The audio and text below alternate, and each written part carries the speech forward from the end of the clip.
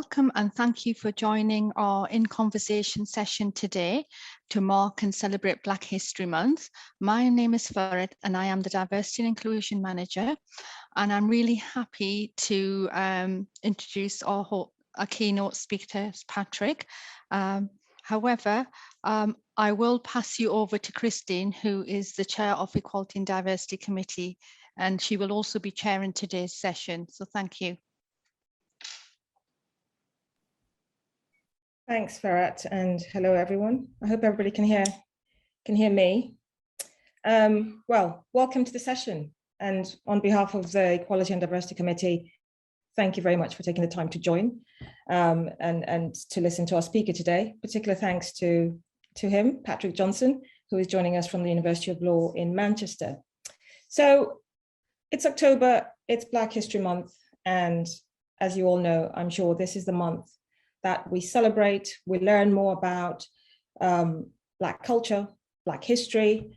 It's also the month that we really try to recognize the achievements and the contributions of members of the Black community. And I also think actually, it's also a good time for us to perhaps pause a little bit and to reflect on those commitments that we make to ourselves and to those around us, to fighting racial discrimination and to really standing up for equality, diversity, and inclusion in all that we do. So I think it's a good time to focus our minds or refocus our minds on that. So the theme for Black History Month this year is Proud to Be. And I think the Black community has a huge amount to be proud of and to celebrate. And in keeping with that theme, this year's theme, we've got Patrick, who's going to be talking to us about his career journey in higher education.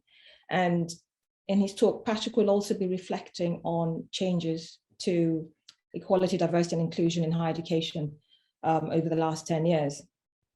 Now, I think there's perhaps no better person to speak to us about this, because Patrick has been working in higher education for more than 20 years. And in this time, he has been very heavily involved in equality, diversity, and inclusion. Amongst the many things in his portfolio, he is currently the Deputy Chair of the Research Excellence Framework 2021, Equality and Diversity Advisory Panel. He's a member of the Wellcome Trust Diversity and Inclusion Advisory Steering Group. He's also a committee member of the Race Equality Charter Governance Committee, and a board member of Advance HE, which is an organization that we look to very, very regularly for support and advice when it comes to equality and diversity issues. So Patrick, once again, thank you for taking the time to speak to us, and a warm welcome from all of us. So before I hand over to Patrick, just a quick bit of housekeeping, please. You can have your cameras on or off, whichever you prefer, that's fine, but please do have your microphone switched off.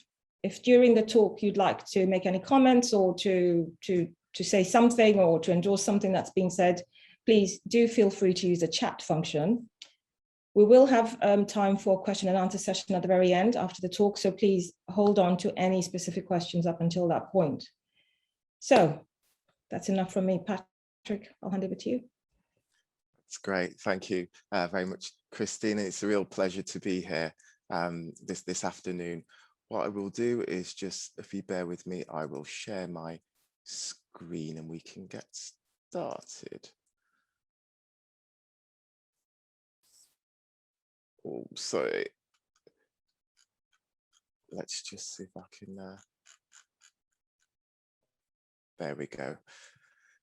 So as Christine mentioned, I really wanted to, I suppose, take the opportunity just to spend some time reflecting on, I've put the last sort of 10 plus years within higher education. I think the last sort of 10, 15 years has been particularly interesting in relation to higher education and diversity and inclusion. That's why I particularly want to focus on that.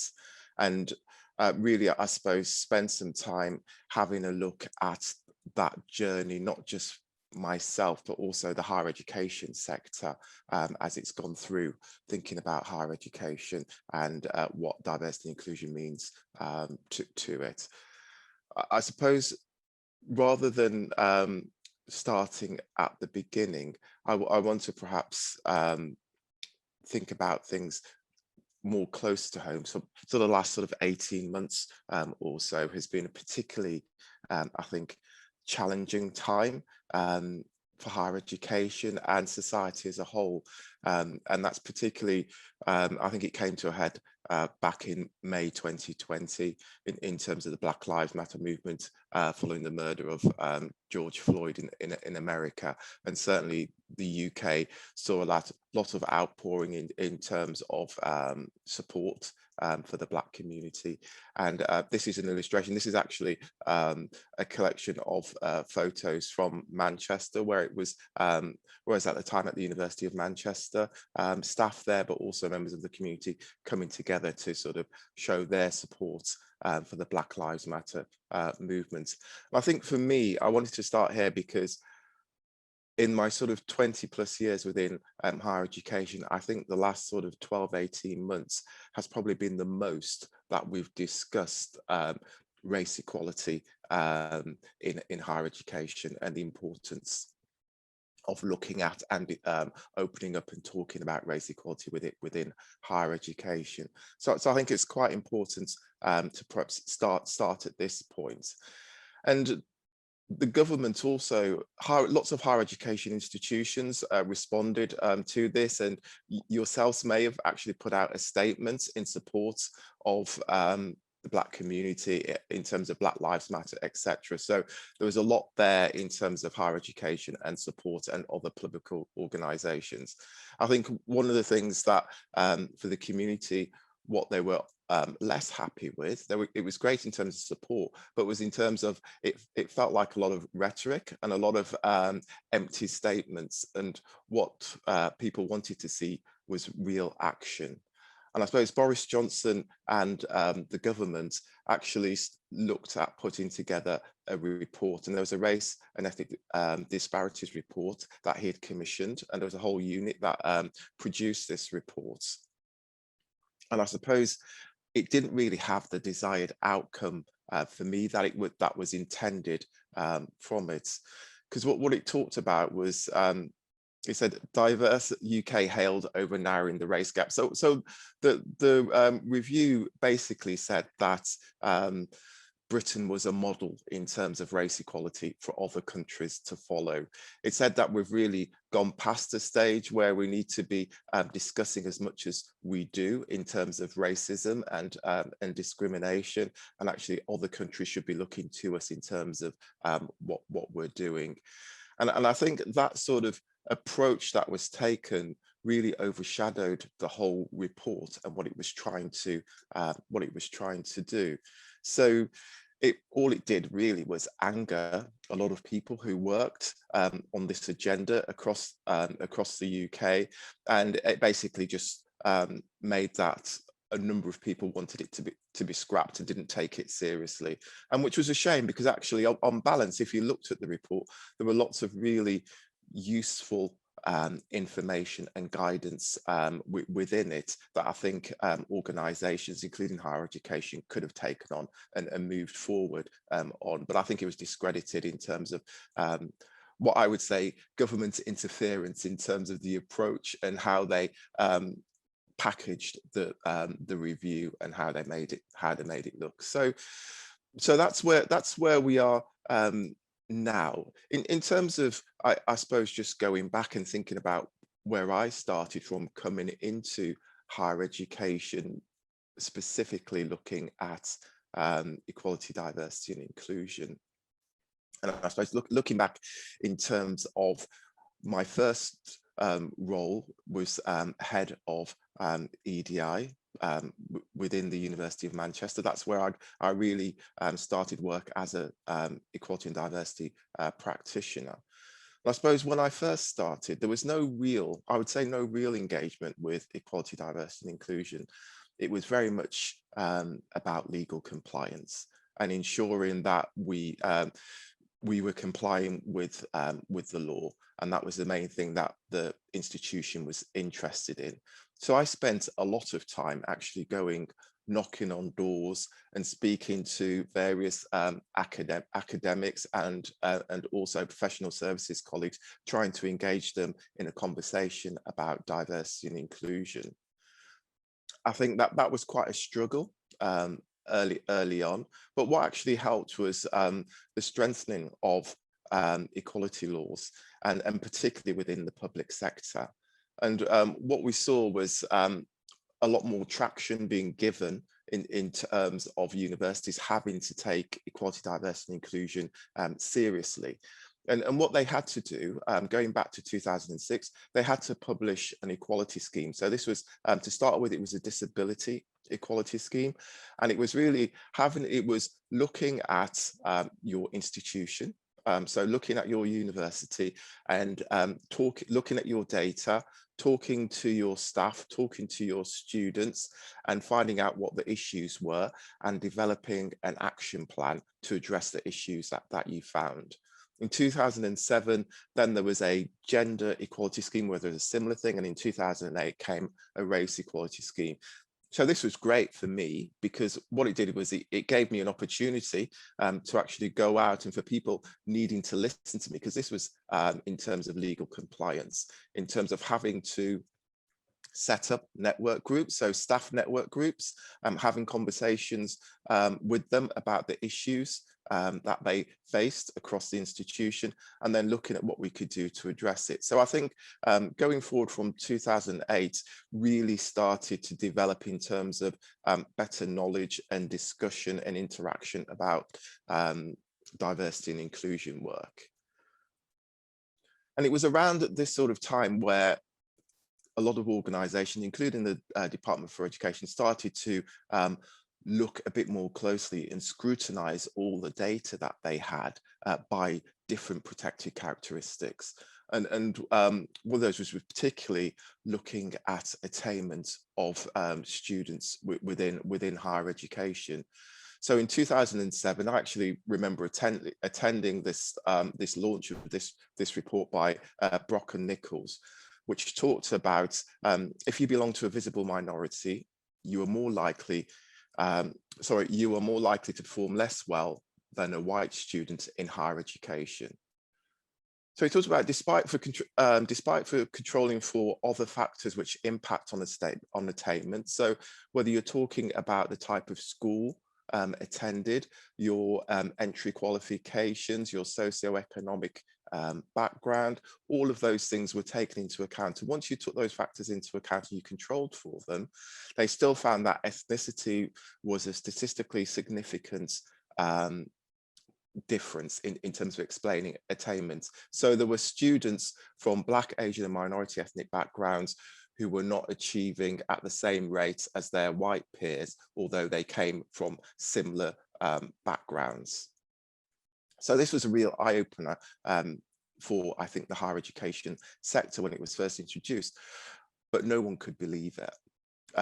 They talked about lots and lots of different reasons why this could happen. So it said, no, it's got to be in terms of the type of school they attended. It's got to be their qualifications, their entry qualifications coming into the university. It's got to be other factors at play. And it actually took a good couple of years. So that's why I've got at the top of the slides in terms of 2009. It took a good couple of years for higher education generally to start to accept that there was a real problem here, and that no matter what the institution, no matter what the background of the individuals, that if you come from an ethnic minority, there was something impacting on your achievements within higher education. So whether that student attended Oxford or Cambridge, Durham, Bristol, Bradford, Leeds Metropolitan or Birmingham City University, it made no difference. There was a gap there between their students.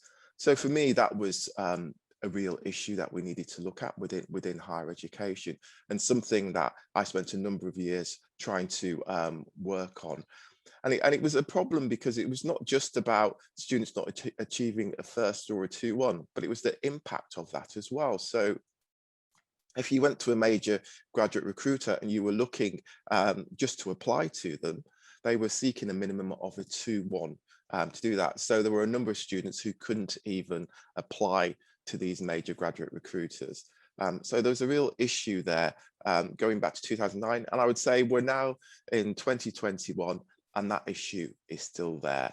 And there are still institutions who are still working on it and trying to understand what's impacting on our students in terms of them not achieving a first or 2-1 degree. There has been some success and there are some universities who've done really well at this, but generally across the sector, there's still a lot of work that has to be done within this. So for me, it was a real change within higher education and looking at and scrutinizing data and trying to understand what was happening in terms of the progression and success of our students. And that also was looked at as well in terms of Black, Asian and minority ethnic staff as well.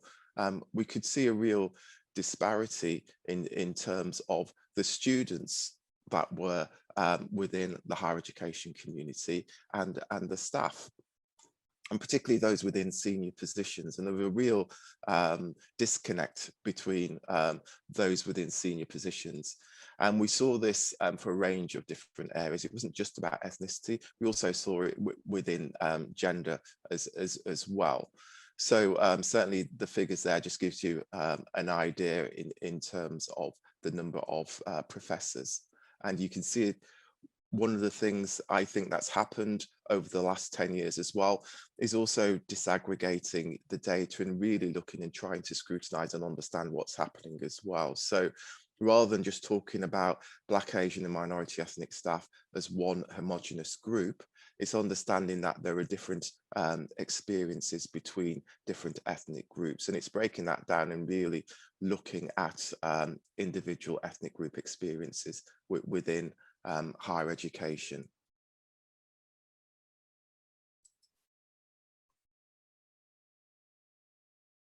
So it's been the last sort of 10 plus years, we've seen definitely some positive signs and we've seen some progress in terms of particularly in relation to gender. And we've seen some signs in relation to ethnicity as well, but at an incredibly slower rate. And this just gives you looking at if we're at the sort of the current levels in terms of trajectory, female professors, it's going to take 25 years at best to be equal. And for Black, Asian, minority ethnic professors, 50 years to get to 20%. So there's a significant ongoing waste of talent for another generation that institutions, I think, are looking at and trying to understand and looking at how they and thinking about how they can change and how they can change that. Part of it is also looking and thinking about experiences of staff and students within higher education. And just going back a few years ago, the Equality and Human Rights Commission did a report, did a whole review into looking at racial harassment within universities. What they found was that 1 in 4 Black, Asian, minority ethnic students say that they'd experienced racial harassment. 13% had experienced racial harassment starting their course. 56% of students who had been racially harassed had experienced racist sort of name calling, insults and jokes. 20% had been physically attacked, and there were other frequent experiences, including subtle and nuanced sort of acts of being sort of ignored or excluded. So that's quite shocking, I think, in terms of that report when it came out, because I think if you speak to most people within working within higher education, they would say that as a member of staff, they wouldn't think that was the experience of the students. So these high levels was something that was really concerning, and whether it was some way to sort of trying to understand whether this was impacting on students and then how they were experience university and then also their attainment as well.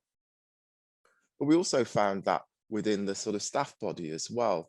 So over half of staff who responded described instances of being ignored or excluded because of their race, and more than a quarter of the staff said that they'd experienced racist name calling, insults and jokes. And this is just one quote from an academic from an English university. So this automatic assumption that you're a cleaning staff, reluctance to share the same lift, excluded from important emails. They talk about the list going on. So there is something there for staff and students in terms of their sense of belonging within the university community.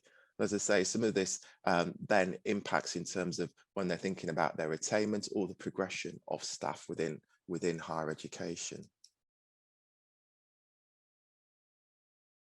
One of the last points talked about those sort of subtle, nuanced behaviours, and I think what I've seen over the years and my personal sort of experiences within higher education, I think higher education generally sees itself as this wonderful meritocratic institution where it's all based on ability. So you will progress if you have the talent and the ability to progress, and we treat everyone exactly the same. So I think there is that general aura, that general feel within higher education about that. And I think what I haven't seen to any great extent is any blatant discrimination. It obviously exists, but within higher education, generally, you don't see blatant discrimination. But what you do see is things that are maybe more indirect.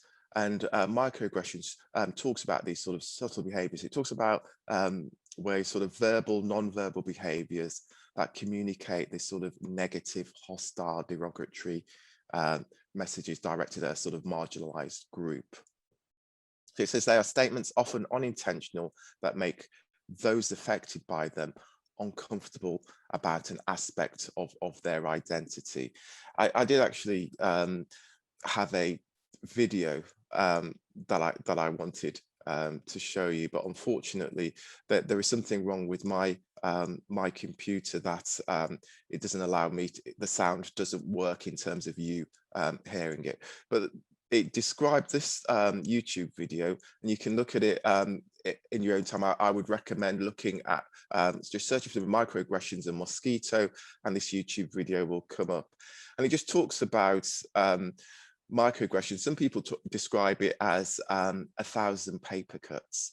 So one paper cut or one mosquito bite in and of itself is not that painful. It's a minor irritant, but you get over it and it's not that painful. So it could be an example of someone asking you, where do you come from? And this is someone who may be a British-born Pakistani student who's there, and they say, where do you come from? And then they say, you know, I'm from Birmingham. No, but where do you really come from? And that may be just a minor irritant to someone, but actually, if 2-3 times a day there are these messages there, every week, every month, and constantly, you get 1,000 mosquito bites or 1,000 paper cuts, where these messages are actually, for you as an individual, it makes you feel like you don't belong, and it questions your belonging within that environment. It can have, I think, a profound impact then of someone's ability to engage more broadly. So whether that's in the classroom or within a meeting situation.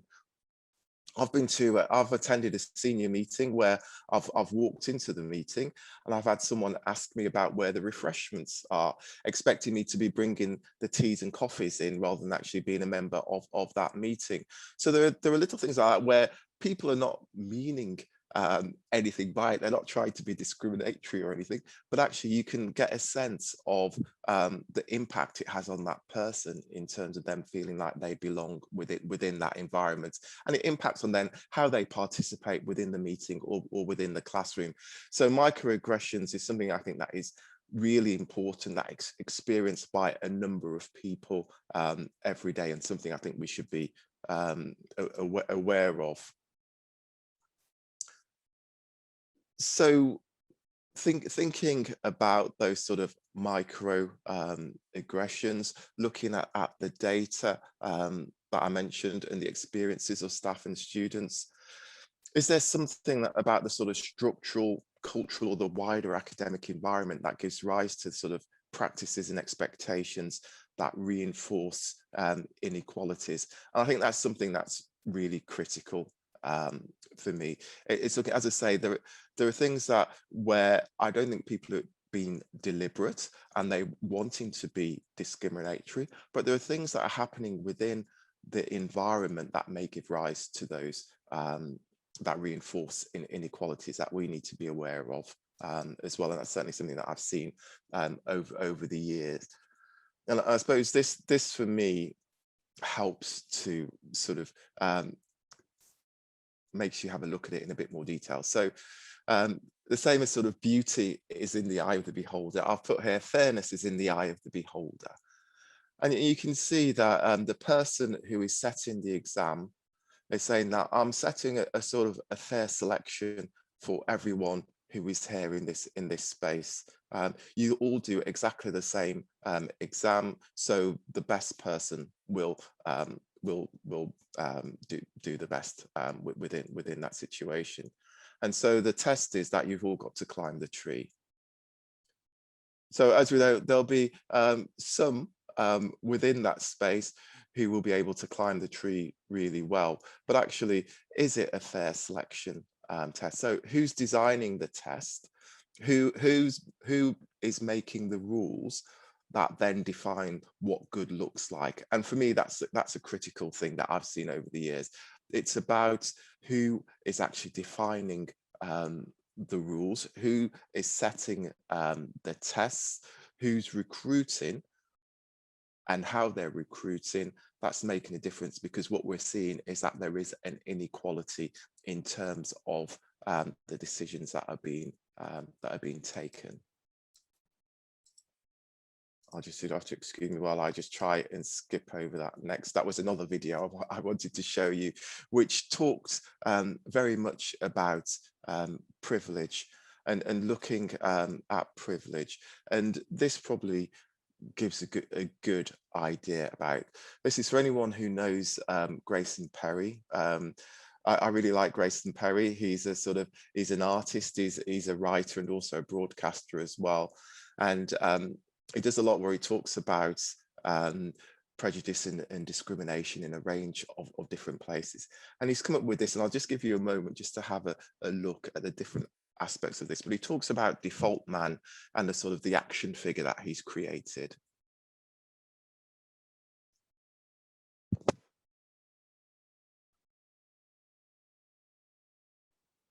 And so default man is usually someone who is at the top of any organization, lots of organizations.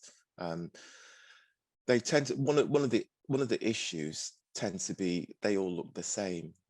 So you can change the mask of the action figure. It just so happens they all seem to be the same face, and no matter what this is, so whether it's a politician, leader, media mogul, a CEO, they all look very similar. They all come from very similar backgrounds, or a lot of them come from very similar backgrounds. So within that, there is, when I talked earlier about what do people look for, and we know from experience that when people recruit, for example, a lot of people recruit in their own image. So there are going to be certain people who are going to be disadvantaged because of the criteria that is being set and what someone looks for. If you're looking for someone who is good, you may look at yourself and think of yourself as someone who has done well, and you may be then looking for someone who is similar to that. So default man and that criteria setting is really important, I think, in terms of thinking about going forward and how we look at things. And for me, that sort of privilege, that default man, leads then to this unconscious bias. And hopefully most of you will have heard of and be well aware of unconscious bias. So it refers to this bias that we're unaware of, that controls, that happens outside of our control. It happens automatically and really quickly. It's sort of 200,000 times quicker in terms of our unconscious judgments compared to what's happening in terms of our conscious mind. And that's sort of influenced by our background, cultural environment, and also our personal experiences as well, which goes back to default man that I mentioned earlier. So it talks about these two attitudinal systems, one that's operating that we'll be very familiar with. It operates within the foreground. It's very conscious, very controlled, very reflective, and very intentional. It's where we're thinking, that's how we're making when we're making decisions. But there's something else I'm saying that's happening within the background, which is happening a lot quicker. Things that are impulsive and fast that we're unaware that we're doing. When we arrive at a destination and then we think back and we can't remember how we quite got there. I don't remember making that turn. There are things that are happening in the background where it's just very automatic. And we see this within a number of cases where we look at chief executive officers, and nearly 60% of them happen to be over 6 foot tall.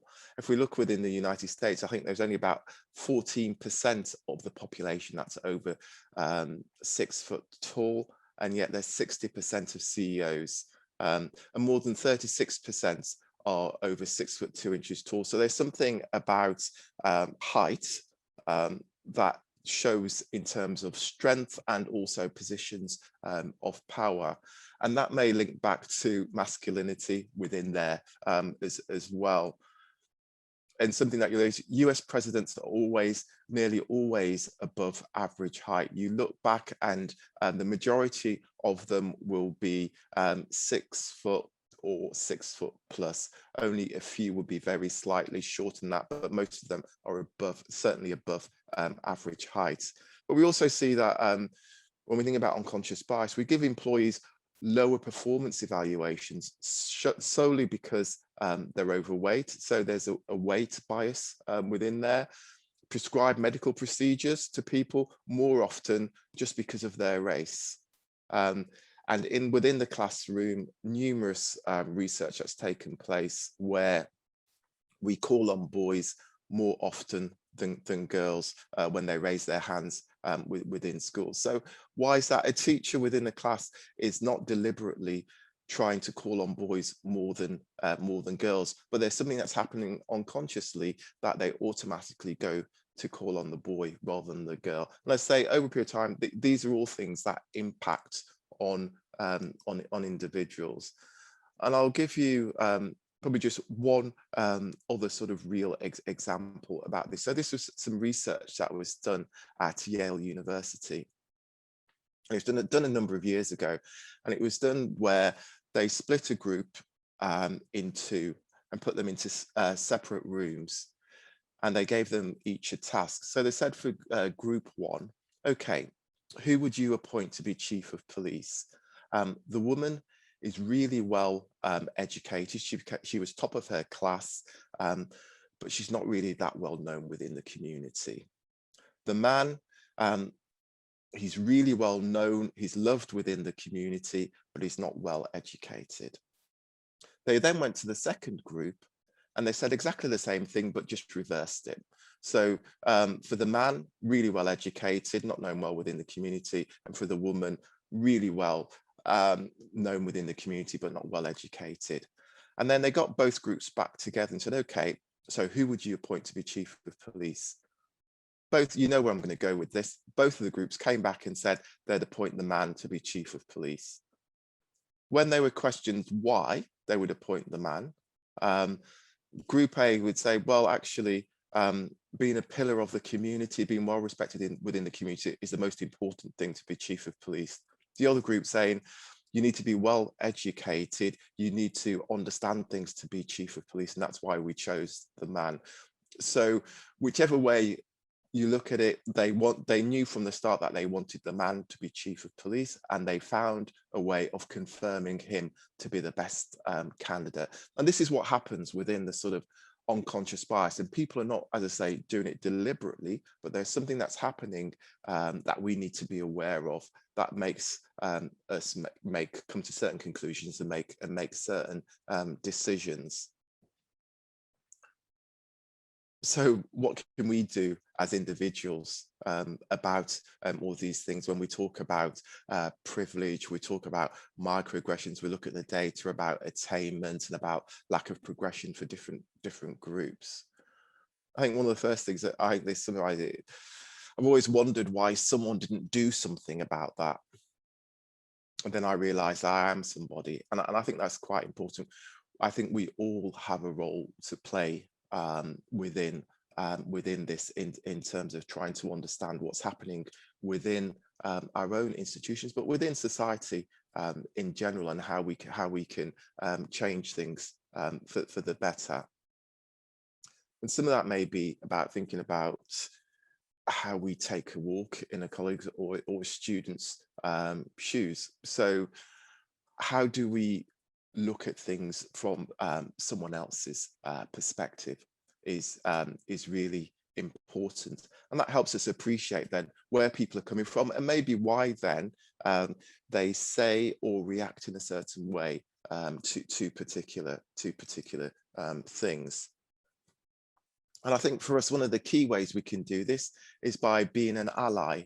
So someone who stands up and supports people from marginalized or underrepresented groups through positive and conscious efforts to amplify their voices and experiences. And I think that's really important. So I'm an LGBTQ plus ally. So within my office, I will have a rainbow flag. I will have an ally sign on my door. If someone goes past, they will know that I'm an ally and that I'm there to be supportive. If I hear anything, then I will challenge things that I hear within meetings or within other spaces. So it's about how can I stand up and support people from those sort of marginalized or underrepresented groups. And this just gives, I suppose, a sense of the role and some of the things it could or should include. It's about educating yourself on the inequalities and obstacles faced by minority communities, by walking into someone's shoes, by understanding, by talking to people, by doing your research, by reading blogs, articles, watching videos, will help you get that better understanding. Listening without judgment to perspectives and experiences, ensuring that people feel that they're heard and being listened to, and actively advocating for change for marginalized groups. And that's whether that's within the workplace or beyond that. Talked earlier about biases, and how do you reflect on your own biases and how they influence you negatively, and sort of recognizing which sort of stereotypes you hold. And there are implicit association tests you can do for that, where you can sort of reflect on your own biases and think about how you can sort of mitigate against those. Questioning decisions and behaviors which exclude people or promote discrimination or stereotypes, and calling out covert or overt discrimination where you see it. Offering the advantages of your privilege to others. As a Black cis man, I will have privileges that a white gay man, lesbian won't have. So how do I use my privilege to support others? Accepting and owning your mistakes and learning from them. have open conversations and ask how you can be an effective ally. So those conversations with different groups will help in terms of, I mentioned earlier, in terms of educating yourself about the experiences felt by others, but also then how you can become an effective ally as well.